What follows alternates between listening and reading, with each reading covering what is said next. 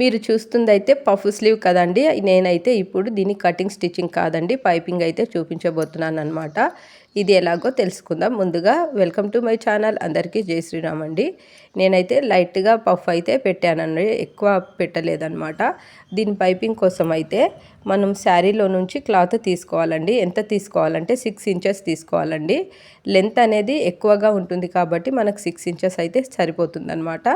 2 inches వచ్చేసి హ్యాండ్స్కి సరిపోతుంది, 2 ఇంచెస్ వచ్చేసి బ్లౌజ్ నెక్కి సరిపోతుంది, ఇంకా 2 ఇంచెస్ మిగులుతుంది కదా, అది వచ్చేసి వెనకాల డోరీకి అయితే సరిపోతుంది అనమాట.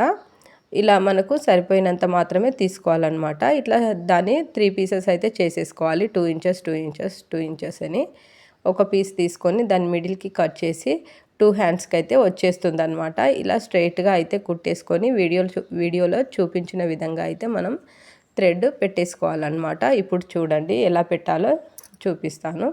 ఇలా మనం తీసుకున్న థ్రెడ్ అయితే హ్యాండ్స్ వేళ్ళు ఉంటాయి కదా, చేతి వేళ్ళతో ఇలా పట్టేసుకొని ఇలా పెట్టేసుకొని ఆ పై నుండి కుట్టు వేసుకుంటే సరిపోతుందండి. చూడండి ఎంత నీట్గా పర్ఫెక్ట్గా వచ్చిందో. ఇప్పుడు మనము నెక్కి ఎలా వేసుకోవాలి పైపింగ్ అనేది చూద్దామన్నమాట. ఇప్పుడు ఇంకా 2 ఇంచెస్ క్లాత్ అయితే ఉంది కదా, మనము ఎప్పుడైనా సరే పైపింగ్ వేసినప్పుడు కాజా పట్టి నుండి అయితే పైపింగ్ స్టార్ట్ చేయాలన్నమాట.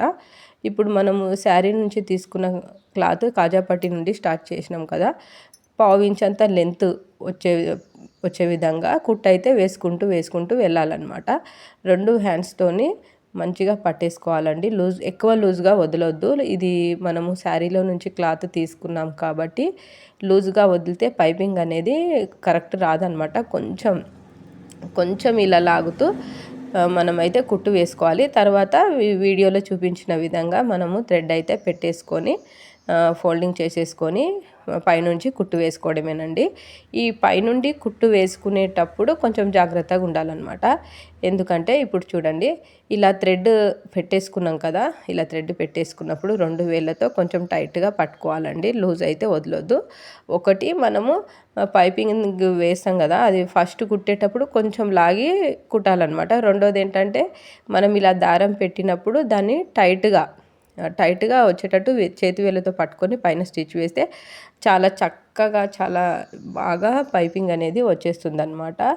ఎప్పుడైనా సరే పట్టు శారీస్ అయినా సరే, ఫ్యాన్సీ శారీస్ అయినా సరే, లేదంటే డ్రెస్ మెటీరియల్స్ అయినా సరే మనము పైపింగ్ క్లాత్ లేనప్పుడు ఇలాగే పెట్టేసుకోవచ్చండి.